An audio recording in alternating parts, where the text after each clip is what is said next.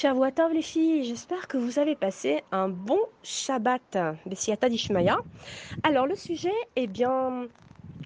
ce sera un des trésors de la sagesse juive. Et vous savez ce que c'est? Eh bien, ce sont les Pirkei Avot.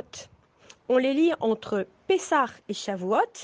Et il y a 7 semaines donc, et il y a aussi 7 chapitres dans les Pirkei Avot, donc les traités de nos pères, que nous lisons notamment le Shabbat. Et d'ailleurs, je vous encourage de prendre un petit moment aussi pour les étudier.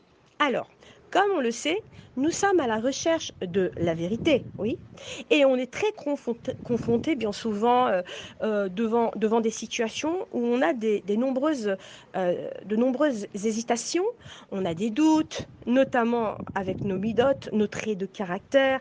Par exemple, on ne sait pas comment nous comporter, comment réagir face à des situations, que ce soit avec notre famille ou avec notre entourage, nos enfants. On a donc des doutes dans le Derer Eretz également. Et comment on connaîtra la voie royale à emprunter? Alors, nous avons des enseignements qui vont nous guider, qui sont, je le répète, les Pirkei Avot, qui vont nous orienter chaque jour au moment où nous sommes perplexes, au moment où nous allons hésiter, comment réagir dans diverses situations. Eh bien, grâce justement au Pirkei Avot, le traité de nos Avot, nous avons des phrases qui sont concises de nos maîtres pour nous y aider. Nous avons un trésor de conseils dans chacun des domaines et donc nous pourrons nous en imprégner et de cette façon, nous pourrons aussi, on va dire, mériter de mener une vie agréable et heureuse en devenant des personnes aimées de notre entourage, des personnes appréciées de notre famille et surtout et avant tout appréciées d'Akadosh Baruch Hu, bien sûr. Et tout ça pourquoi? Parce qu'il est très important de pouvoir prendre conseil auprès des anciens, auprès de nos maîtres qui ont une sagesse extraordinaire et grâce auquel on peut étudier et apprendre à nous conduire dans la voie du bien. D'accord? Et c'est ce que je nous souhaite à toutes. Alors aujourd'hui, nous sommes arrivés dans le chapitre 2 et j'ai bien aimé dans la Mishnah 8 un des points que Rabbi Yochanan ben Zakkai mentionne.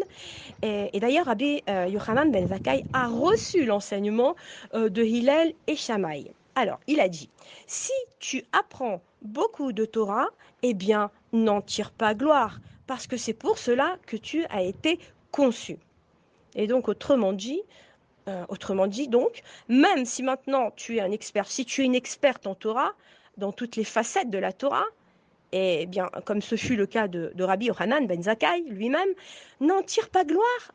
C'est écrit comme ça, hein, je vous cite. Donc, c'est clair que cela ne doit pas te rendre vaniteux et t'amener à te considérer comme quelqu'un ayant réalisé quelque chose de spécial, puisque pour cela, tu as été conçu, finalement. Oui, c'est la finalité et l'objectif de la création, d'atteindre la grandeur spirituelle dans la Torah et les mitzvot. Et en passant, les filles, alors je vous dis, il faut savoir que l'étude de la Torah, ce n'est pas une fin en soi, hein, mais c'est un moyen pour se rapprocher d'Akadosh Baruch Hu et mieux le connaître.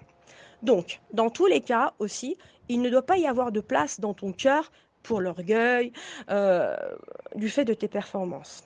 Alors, Rabbi Yochanan ben Zakkai avait de nombreux élèves, mais il avait 5 élèves qui étaient les plus grands et les plus importants d'entre eux, se nommaient Rabbi Eliezer ben Orkenos, Rabbi Yehoshua ben Hanania, Rabbi Yossi Cohen, Rabbi Shimon ben Netanel et Rabbi Elazar ben Ahar. Et donc, Rabbi Yochanan ben Zakkai leur a posé une question et il leur a dit: mes élèves, alors, sortez et voyez quelle est la voie droite à laquelle l'homme doit adhérer. Alors, le premier, Rabbi Eliezer, a répondu: un bon œil. Le fait de considérer son prochain positivement, alors on se réjouira de sa joie et de ses qualités et on lui voudra du bien. Mais comment mériter un bon œil? Eh bien, Rabbi Eliezer répond: en s'habituant à vouloir seulement du bien à toute personne, comme c'est écrit, tu aimeras ton prochain comme toi-même. Et en hébreu, c'est pas écrit ve'afta et reacha kamocha, mais ve'afta le reacha kamocha, qui peut se traduire par pour ton prochain. Cela vient souligner donc qu'il faut désirer de tout cœur que l'autre, d'accord, que l'autre, je vis aussi, que je vois de tout le bien que l'on se souhaite à soi-même, d'accord.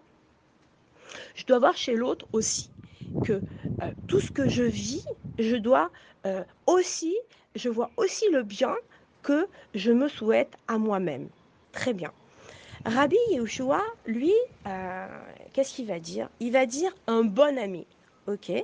Un bon ami. En fait, ton ami, ce sera quelqu'un qui va pas t'humilier, qui va pas te rabaisser, ni chercher à te flatter en prétendant que tout ce que tu fais, tous tes actes sont bien, sont bons, sont corrects. Au contraire. Eh bien, un bon ami doit t'encourager et te louer pour le bien que tu as en toi, mais d'un autre côté, il doit te réprimander en te soulignant ton erreur avec tact et respect au moment où c'est nécessaire. Alors le troisième, Rabbi aussi a dit, eh bien il faut avoir un bon voisin. Parce que même si tu es plus lié à ton ami qu'à ton voisin, eh bien ton voisin, lui, va créer l'ambiance générale et il va influencer, il va influer dans ta vie au quotidien. Que ce que ton ami n'est pas toujours présent, lui, en fait, il n'est pas, ton ami n'est pas toujours présent dans les parages. Le quatrième, donc, Rabbi Shimon dit, dans la principale vertu à laquelle adhérer, que c'est celui qui envisage l'avenir. Ça veut dire quoi? Il s'agit en fait de celui qui s'habitue à ne pas seulement percevoir la réalité visible à l'instant présent, mais à toujours calculer les conséquences futures de ses actions présentes. Et vu sous cet angle-là, eh bien, donc si tu fais attention à tes actions, eh bien, tu t'éviteras certainement d'avoir de nombreuses difficultés futures. Et enfin, le cinquième, Rabbi Elazar, lui, a dit un bon cœur. Et pour conclure, Rabbi Yochanan ben Zakkai leur a dit « Je perçois les paroles de Rabbi Elazar ben Arar dans les vôtres, car les vôtres sont incluses dans les siennes. » Cela veut dire que la principale vertu à laquelle l'homme doit adhérer, eh bien, c'est non seulement d'avoir un bon œil, un bon ami, un bon voisin, celui qui va envisager l'avenir, oui, et bien sûr, toutes découlent de celle que Rabbi Elazar met en avant, c'est-à-dire un bon cœur.